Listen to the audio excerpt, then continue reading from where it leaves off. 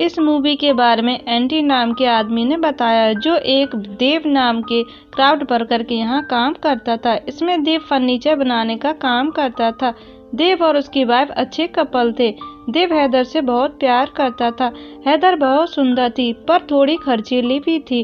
वो देव के बजट से ज्यादा खर्चा करती थी और उसको गोल्ड की चीजें ज्यादा पसंद थी। एक शाम हैदर और देव पार्टी में जाने वाले थे और एंडी अपना पूरा काम नहीं कर पाता, तो देव हैदर को हेल्प करने के लिए कहता है। देव एक पेड़ को काटने वाला था और हैदर को पेड़ से जुड़ी हुई रस्सी को कसकर पकड़ना था। हैदर रस्सी को पकड़कर खड़ी होती है, तभी रस्सी के बीच एक लकड़ी का टुकड़ा फंस जाता है, जिसको ये दोनों नोटिस नहीं करते।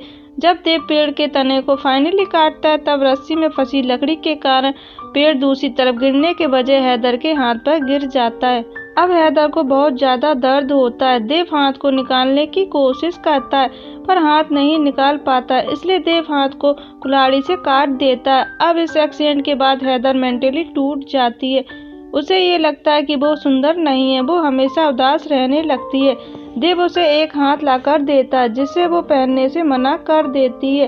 देव हैदर के लिए सुंदर हाथ डिजाइन करता है, जिसे देखकर हैदर खुश हो जाती है। वो उस हाथ को गोल्डन में बनाने के लिए कहती है। देव अपने फाइनल कंडीशन को देखते हुए भी हाँ कर देता है, क्योंकि वो हैदर से बहुत ज्यादा प्यार करता है।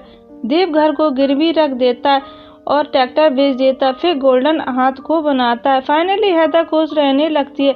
कुछ महीनों के बाद विंटर आ जाता है, जहाँ पर डॉक्टर हैदर को गोल्डन हाथ की वजह से इन्फेक्शन होने को बताता। हैदर की बचने की कोई भी उम्मीद नहीं थी। अब यहाँ पर हैदर सोने के हाथ के साथ दफन होना चाहती है। वो देव को प्रॉमिस करवाती है। देव उसे प्रॉमिस करता है।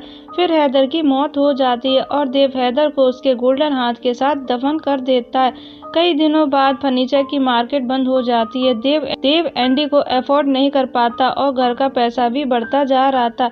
देव फाइनली टूट जाता है। तभी उसे याद आता कि हैदर की कब्र में गोल्डन हाथ है।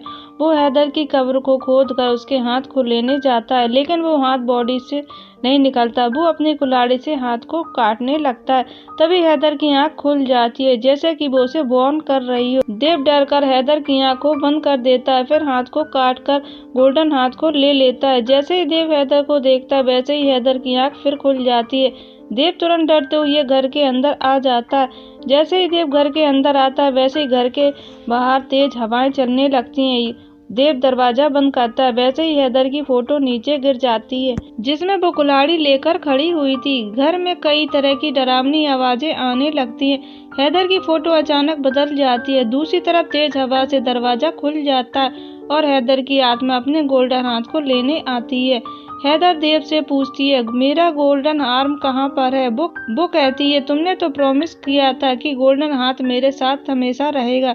देव चादर ओढ़कर कांप रहा था। बिना सोचे ही देव गोल्डन आर्म को वापस कर देता है। गोल्डन आर्म मिलते ही हैदर वहाँ से चली जाती है।